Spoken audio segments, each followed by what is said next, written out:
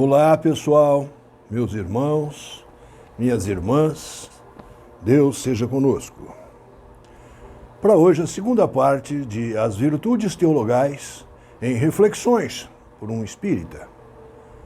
Nessa oportunidade, trataremos da virtude teologal, a fé. Fundo musical para este vídeo, Chevalier de Saint-Réal, executado por Clement Booker, violoncelista e instrumentista estadunidense. Raciocinemos a fé, com alicerces numa razão, entretanto caríssimos, com os amorosos olhos da caridade. As virtudes teologais, a fé, a esperança e o amor, têm por alicerce e pedra fundamental o excerto bíblico retirado das epístolas do apóstolo Paulo, notadamente da maravilhosa e excepcional primeira carta aos Coríntios, no versículo 13 do capítulo 13, onde, aspas, agora, pois, permanecem a fé, a esperança e o amor. Estes três, mas o amor destes é o maior. Fecha aspas. As definições vocabulares, etimológicas e simbólicas da palavra fé. Definição vocabular. Fé é adesão de forma incondicional a uma hipótese que a pessoa passa a considerar como sendo uma verdade sem qualquer tipo de prova ou critério objetivo de verificação, pela absoluta confiança que se deposita nessa ideia ou fonte de transmissão. Por definição etimológica, nós vamos nos recordar que os evangelhos foram narrados em aramaico, levados ao grego koiné e posteriormente ao latim. Assim, vejamos o nascer bíblico do termo fé. Na Bíblia hebraica, a palavra hebraica para fé é emet, que todavia não significa uma crença dogmática. Ao invés disso, tem uma conotação de fidelidade.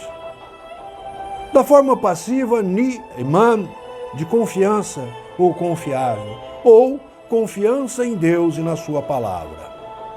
Os escritores do Novo Testamento usaram a palavra grega pistis para descrever fé. Segundo o seu significado original, a palavra pistis é usada em relação à convicção da verdade de algo. Em outras falas, fé.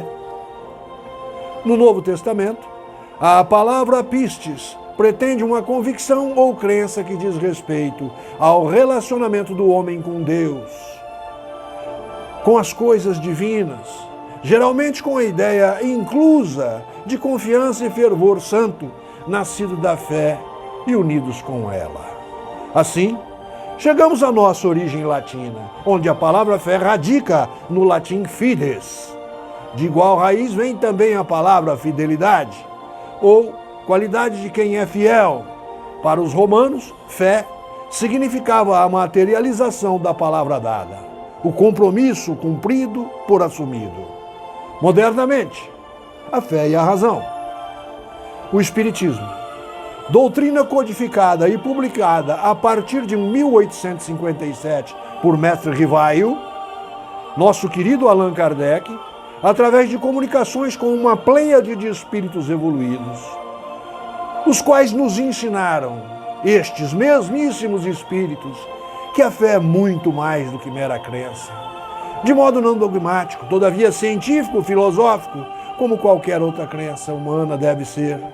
Em diferentes falas, nós, os espíritas, devemos acreditar, ter fé, apesar de sempre abertos a mudar de posição, posto haverem explicações racionais e plausíveis para o que se crê ou no que se tem fé. No capítulo 19 do Evangelho segundo o Espiritismo, no item 12 das Instruções dos Espíritos, uma mensagem por um espírito protetor, nós teremos, aspas, no homem, a fé é o sentimento inato de seu destino futuro. É a consciência que ele tem nas faculdades imensas depositadas em germe no seu íntimo. A princípio, em estado latente, e que lhe cumpre fazer que desabrochem e cresçam pela ação da sua própria vontade.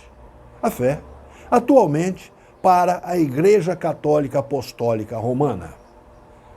Karol Wojtyła, nosso Papa João Paulo II, em sua encíclica 12ª de 1998, portanto quase 150 anos após o advento do Espiritismo, vem concordar com o fundamento angular do Espiritismo em que a fé deva ser raciocinada, pois a fé e a razão ganha contornos não de rivalidade, mas de cooperação.